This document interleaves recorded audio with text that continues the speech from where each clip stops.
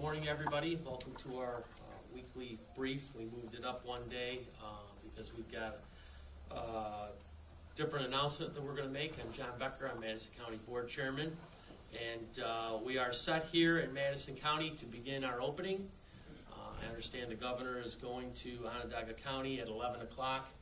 And I suspect that he will announce that our region is going to be opening. And I want to thank his team that we work with, the regional team, on seeing that we have our numbers that we should.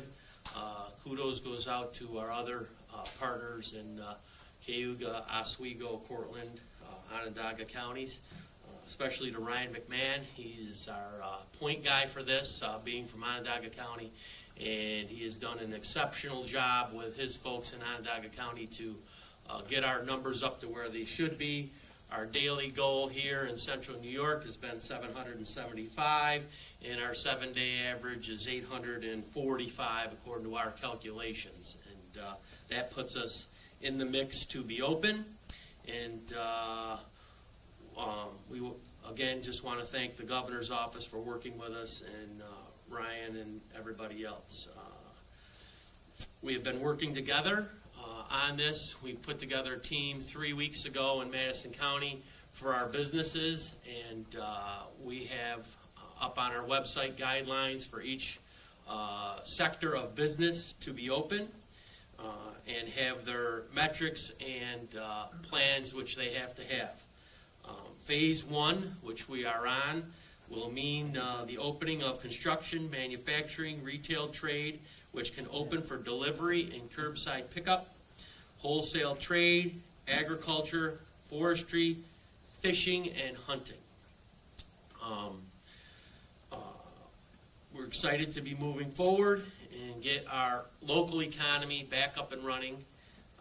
In order to stay on this course, though, we will need everybody to work together, which means social distancing, wearing your masks, and as I've said before, and been saying it for the past month, you and only you can keep yourself safe. If you're in a store with somebody that doesn't have a mask on, suggest to them that they keep their distance from you, or they go and get a mask. And we are asking, and it's part of the protocols, that everybody with these businesses that's dealing with the public to please strictly enforce the masking and the face covering and the distance requirements to be open. And hopefully we can keep this thing down and our numbers flat so we don't have another spike. I believe that we'll be able to do that, but it's up to the public, and they have to use common sense to be able to do that.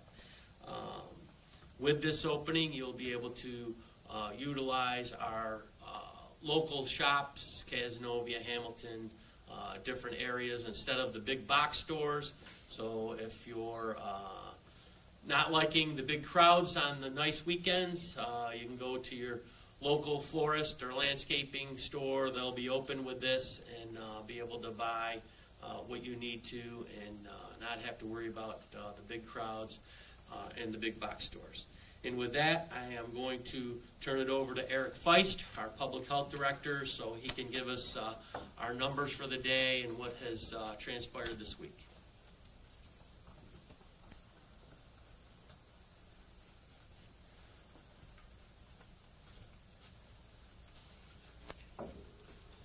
Good morning. Thank you, Mr. Chairman.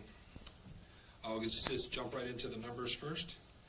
We've tested so far to date 2,420 individuals. Of those, 2,070 have tested negative. We have 285 individuals who have tested positive. 65 people, test results are still pending. We've had 229 people recover so far, and we've had 7 deaths. Those individuals who tested positive during our targeted testing event at the Green Empire Farms are recovering. As of this morning, 91% of those workers have recovered. There are still another 29 members of those workers that are in quarantine at the present time. After consulting with the State Health Department, Madison County Health Department will be requiring the Green Empire Farms to complete the construction of their on-site housing facilities and having the workers that are currently staying at the hotels transferred into those facilities within the next 60 days. In addition, they will need to have a plan in place for addressing social distancing, the number of workers per room, wearing face masks, cleaning protocols, etc. for these facilities, and they will need to be submitted to my office for approval. We do stand by what we did in testing the workers, and as a result, we were able to identify positive individuals who did not even know they were ill. We were able to get them isolated in quarantine and keep them from transmitting the disease to someone else.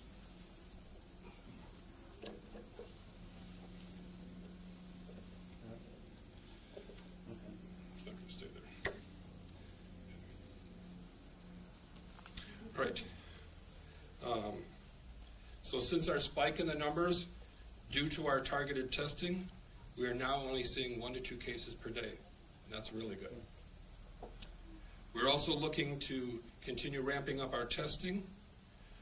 We have several testing sites that are currently located on our website, the locations, but we also have Walmart is going to be opening up a testing site in Oneida. The tentative date for that is May 21st. We also have been approached by Kinney drugstores to open up test sites in Madison County. We're encouraged by that, and we're waiting to hear back from them as to a time frame. I don't have any time frame on that. And we're also working closely with Upstate Medical Hospital to get use of their mobile unit so that we can do mobile testing throughout the county. So we're working out the details of that at this moment. But until then, we ask people to go out and get tested, especially if you are essential workers. And with the reopening, those essential workers should there should be plenty of them. So hopefully go out and get tested. Go to the locations on our website, but you don't have to be tested here in Madison County. There are test sites in neighboring counties, so if you live, say, on the west end of the county, there are testing sites in eastern Syracuse and eastern Onondaga County you can go to. But we encourage people to go out and get tested. I know there's a lot of discussion, and as the chairman mentioned this morning about reopening, I do want to caution that as reopening starts, we do anticipate hotspots to occur in our community. We're working closely with our Office of Emergency Management to make sure that we are prepared in the event that these hotspots flaring up. I want to stress that's why it's so important to remember that for this reopening to work, even more so than ever before, we still need to practice social distancing, wearing a face cover when you're out in public, and unable to maintain social distancing, staying home when you're not feeling well, limit the number of trips that you need to make, and practice good hygiene. These are still the best defense against this virus until we get a vaccine, which won't be for months now. I do want to address again what the health department does when someone does test positive. The health department staff conducts a thorough case investigation, contact tracing, where we identify those individuals who may have come in contact with a positive case. Those individuals are put into quarantine. Just for clarification, someone who tests positive is put into isolation, and someone who has been exposed to someone who's positive is put into quarantine. These two actions are taken to keep ill and potentially ill individuals separated from others and reduce the likelihood of transmission of the disease. We do have a video up on Facebook and YouTube that really goes into this in a lot more detail, so I would direct your attention to that if you have any more questions. Today we are one more step closer to the end of this. We continue to ask people to stay home, help stop the spread, stay informed so that we can save lives. Thank you.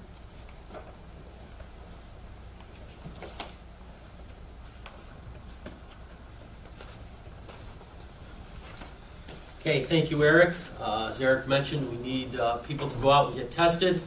We are ramping up our test sites next week here in Madison County. Find a testing site closest to you and call and make an appointment, especially essential workers that will be going back to work next week. The more people we get tested, the more we can limit the spread of this thing. Our Madison County website has guidance for our local businesses, farmers, not-for-profits, and more about reopening plans. Every business must have a plan on hand and how they are protecting their employees and customers. there are already some great plans out there, and they are up on our website from Emergency Management. And we understand from the state that they need to go online and register with the state on the dashboard, but the dashboard is not up yet. We anticipate that will be up this afternoon. Here in the county campus, we are beginning bringing employees back slowly next week. Individuals that can work from home, we are going to let them work from home for now until we can come up with our plan. This has been quite an experience for everybody. In the beginning of this, we had probably 10 people working from home here in Madison County out of our 500 and some employees, and we've had 175 employees working from home now, which we will probably keep them working from home, the majority of them, and that will change the face of how we do business here in Madison County. It's worked pretty smooth. We appreciate all of our employees, whether they were here working, home, not working, and the ones that have been working from home. We will not be opening the buildings back up as of right away. DSS, who will be conducting business by appointment only, will have a full list of changes on our website, so pay close attention to our website. Our Madison County Clerk, Mike Kevel, has put a mailbox out in the front parking lot for people who want to do transactions with the Department of Motor Vehicles. As we've said, the best Department of Motor Vehicles in the state. However, as I've said about Facebook and the people that ruin it for everybody else, if you think you're going to put something in that mailbox you're not supposed to, you will be on camera. So I'll just warn you ahead of time. And it's time to get our economy moving. I'm proud of this day. The people of Madison County have kept the numbers low. We had a spike 2 weeks ago, which we knew we were going to have because we had an issue. We did what we were supposed to. We called the state. The state came in and helped test. We're through that now. Our numbers are getting back to where they should be. And I want to thank all of our citizens for doing what they're supposed to. Keep doing what you're supposed to. The social distancing, wash your hands, wear your face coverings, and let's get on to phase 2. As Erica said, this is one step closer to the end. I really hope that's true. I want it to be, and I know everybody else wants it to be. All of us are going to be impacted by this in some way, whether it's family, jobs, your personal situations at home. I am not always the warmest chairman going. I've been accused of that a lot, but I had some of my colleagues say that, on our Friday conferences that we put out that I've warmed up a little bit, and I certainly mean it. The compassion that you can show your neighbors, people who aren't at work. This is why it's been important to me and our team here in Madison County to get businesses back to work. We have a lot of small businesses here in Madison County, and it affects their families, their employees, and the quicker that we can get them back to work and up and running, it's going to make for a better community. Right now, folks are home, they're cooped up, they're worried about their futures, and there's a lot of anxiety out there. So hopefully today is the beginning of taking some of that away, and we can move forward. So with that, I'll ask for any questions that you may have. What's phase 2? I mean, you're 2 weeks. Should be 2 weeks. 2 weeks. Yes. What would phase 2 entail? I think we have our plan here at the county, and we're going to use the states as a guideline. I think they are looking at opening up hair salons, barbers, that type of thing. Chairman, can you go through phase 1 again, what those different businesses are that are going to Yes. be opening? Yep. Phase 1 means the opening of construction, manufacturing, retail trade, which can open for delivery and curbside pickup, wholesale trade, agriculture, forestry, fishing, and hunting. So how do you feel about your preparedness for reopening? I feel really good about it. As I said, we started this 3 weeks ago.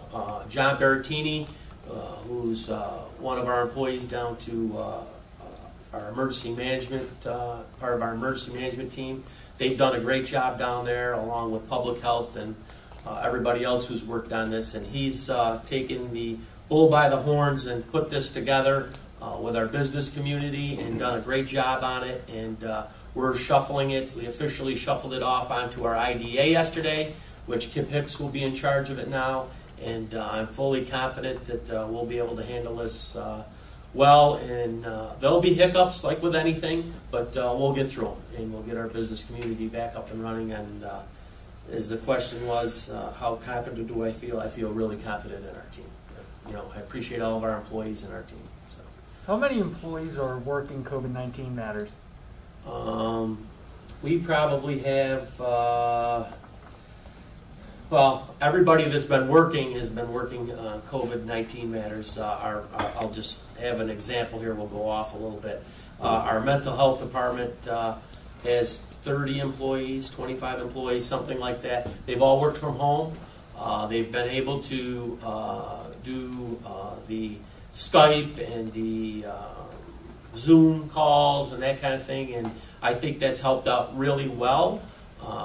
Keeps our employees from having to worry about who's Ubering in, taxiing in, whole families coming in, and I guess the customers seem to like it well, the folks that are utilizing the services. Eric's whole team, I think he's got 25 or 30 folks over there, 35 folks over there that have worked on the COVID-19. And as I said the other day, it's been 2 months that some of these people have worked without a day off.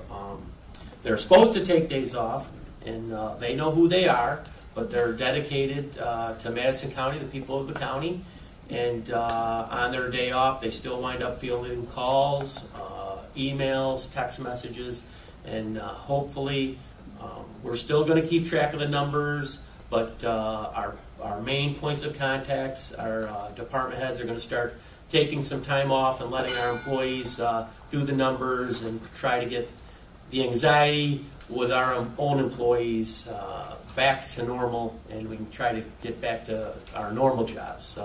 Emergency management has 5 employees down there, and they've been on COVID-19 for the past 2 months wide open. You've given Green Empire Farm, you said 60 days. Can you just get that? I thought it was June 1st. I don't know where you got the June 1st number from. Okay. I've never indicated that. Okay. 60 days, they have to complete the construction of they have 2 facilities on site that need to be finished. And we need to get them constructed, approved, and then get the workers that are in the hotel moved into those facilities.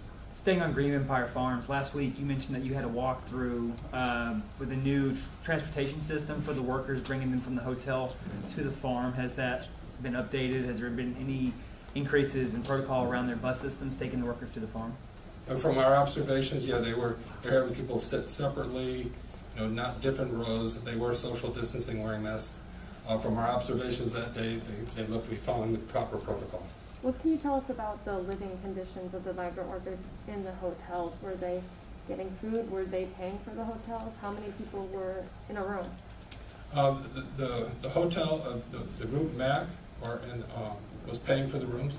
They pay them a weekly salary, and then I believe the workers from that salary contribute to pay for the room. So I think that's why you had several people living in a room together to cut costs. With the investigation, I'm assuming you guys are also conducting it as well as OSHA now. Is one of the things looking into is who actually allowed the greenhouse to open without housing for migrant workers? Because my understanding is that's a requirement. We were in the process of permitting their facilities, and they stopped construction of it. Did they stop construction solely based on COVID-19, or were there other That is my reasons? understanding. What do you think about there being, like, strictly health-wise, multiple people in one hotel room? Well, they didn't violate any hotel compliance requirements in terms of occupancy per room. So, when I travel, I have 5 in my family. We stay in one hotel room. So, in terms of multiple people in a room, there's not a violation there.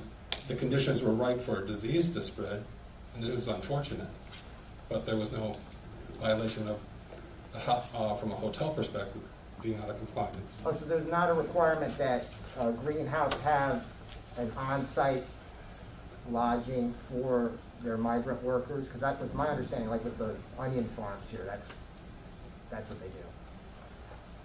Okay. Farmers that have migrant farmers come into work are required to provide housing. On-site. Well, it usually is on-site. So then the The greenhouse. only migrant farming we've ever had here, up until now, has been a trailer or a house on some private farmer's land, and we regulate this. So this is a whole new experience that we've had. That's why we've been working closely with the state health department to figure out how to interpret that. Are they hotel guests or are they migrant farmers? You know, can migrant farmers stay in hotels or not? You know, are we being discriminatory towards allowing people to stay in a hotel? We have contractors that work months from a hotel room, but they're not required to have any separate housing. So there's a lot of nuances to this that we had to work out with the state. So it's kind of a gray area, and that's you're still kind of looking for it. So could it be fair to say there may be some charges coming up, and there may be some violations? I can't speak to.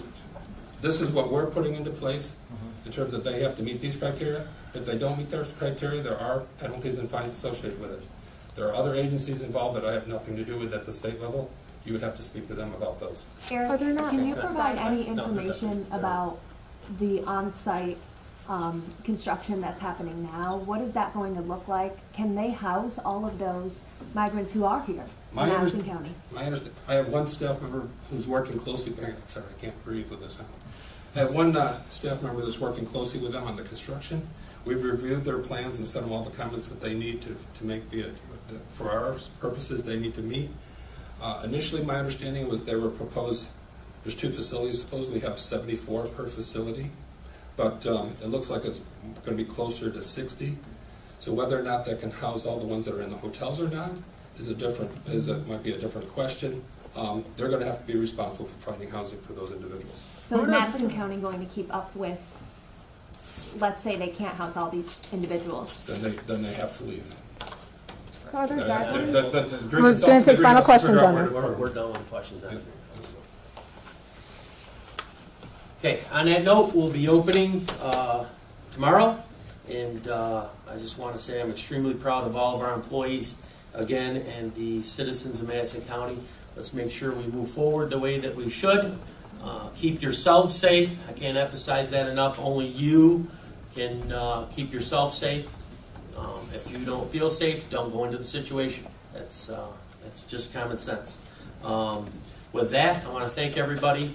I wish the governor well at 11 o'clock with opening everything. And again, I want to emphasize, I want to thank the state team that we're working with on looking at our numbers and seeing the numbers the way that we have been testing. And we look forward to continue to working with them. So, is there any more questions for myself? How many contact tracers do you guys have? We're a small county, a rural county, and we've been using our public health department folks to do the contact tracing, and we've had 6. Actually, let me correct that because, sorry. Nope. We've actually been aggressively going after that. We have currently 28 contact tracers. We're required to have 21 for our quota for Madison County. We have 28. We're trying to get more. We'd like to, people are interested in that. They can, if they want to get paid, they can sign up with the state system and become a contact tracer, and then the state will allocate people to our locations, so we have that as well. But internally, right now, I have 28. Is it one of those where it's more the merrier? This is not a merrier situation. Well, the reason we're ramping up contact tracers is because with the opening up, we anticipate potentially more people getting tested and potentially more positive cases. So we're going to need people to cover that increase in workload. So, Okay? so again, just to reiterate, with the government offices, are going to be limited availability. People couldn't, the DMV, Very limited, yes. Yep. So what should people be aware of if they're thinking about? Basically, it's a DMV. If you've got plates or registrations or anything like that, put them in the mailbox that's out front. It's a big blue official mailbox for our DMV. Just put your stuff in there. No cash. Just make your checks out to DMV. They'll fill them out, get you all your paperwork back. Usually has, same week turnaround that they get dropped off. And the clerks, do you need a deed or something you saw through? Yep. We've been trying to work through that, and we've been open with that on a limited basis, and we've been trying to keep them moving along. And by appointment, if you need a deed, you need to get a deed. By appointment, yes, sir. Does this put a burden at all on the budget with these workers working so hard and overtime and everything? Have you seen any of that? Most of our employees are salaried, a lot of them, and they've put in on and above what they have had to do. We've got a very dedicated workforce, hourly, salaried, management, elected, and we usually do what we need to do to get the job done here in Madison County. We're a board of supervisors, so we have direct input at the county, and then we go back to each one of our towns and do what we do. We mirror what we do here at the county, and it's been a burden on everybody. I can't say that it's been roses every day that we've gotten together, the management team. There's been a lot of anxiety. What do we do? Like I've said, we've never been through this. It's new to everybody, the state, our county, the country, but we feel that we've handled it well, despite the criticism, and we're just going to keep moving forward. Do you have a threshold if you anticipate a spike, or if a spike does happen once you're reopened? Do you have a number where you would consider shutting back down, or would shut back down? I don't know if we'll ever shut back down, but there is a threshold that the state is using for hospitalization and with our tests and that kind of thing, where we should start pumping the brakes a little bit. What would that be? I'm not sure exactly what the numbers are. That's on the state website. Okay. So. Anybody else? Okay, thank you very much. We appreciate you coming today.